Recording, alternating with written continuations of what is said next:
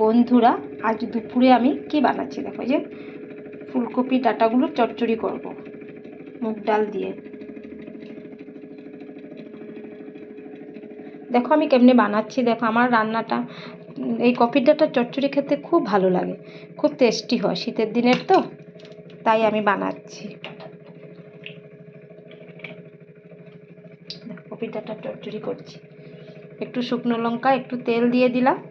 তেলটা একটু গরম হলে তেলটা একটু, মরিচটা একটু ভেজে নিয়েছি তেলের মধ্যে। এখন দিয়ে দিচ্ছি পাঁচফোড়ন, দিয়ে দিচ্ছি তেজপাতা, দিয়ে একটু নাড়াচাড়া করে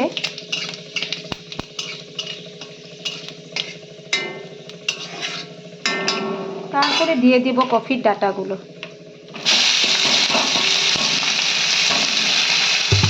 কপির ডাঁটাগুলো দিয়ে ভালো করে ধুয়ে একটু জল ছড়িয়ে নিয়েছি, দিয়ে একটু নাড়াচাড়া করে তারপরে দিয়ে দিয়েছি মুগ ডাল। তবে মুগ ডাল দিয়ে একটু নাড়াচাড়া করব, করে একটু নাড়িয়ে তারপরে মশলা দিয়ে দিব।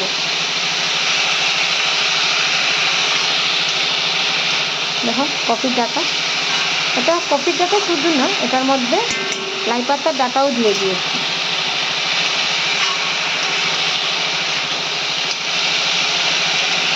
এখন এই যে মশলা বানিয়ে রেখেছিলাম, এই যে মশলাটা দিয়ে দিচ্ছি, দুটো কাঁচা লঙ্কাও সাথে দিয়ে দিয়েছি।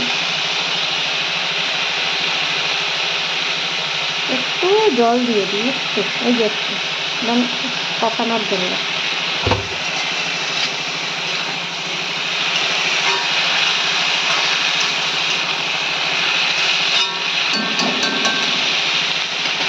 একটু কষো, একটু ঢাকনা দিয়ে দিই। এই যে ঢাকনা দিয়ে দিয়েছিলাম, এখন নামিয়ে আর একটু নাড়াচাড়া করব।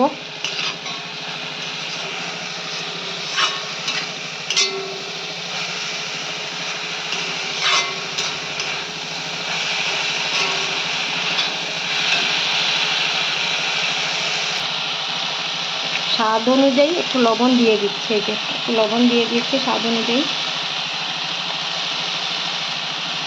পরিমাণ মতো লবণ দিলাম। দিয়ে আবার একটু নাড়াচাড়া করে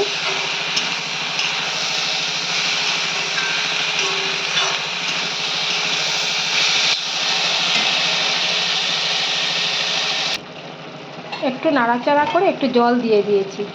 এই যে একটু জলটা একটু কমে গেলে, শুকিয়ে গেলে ধনেপাতা দিয়ে নামাবো এটাকে।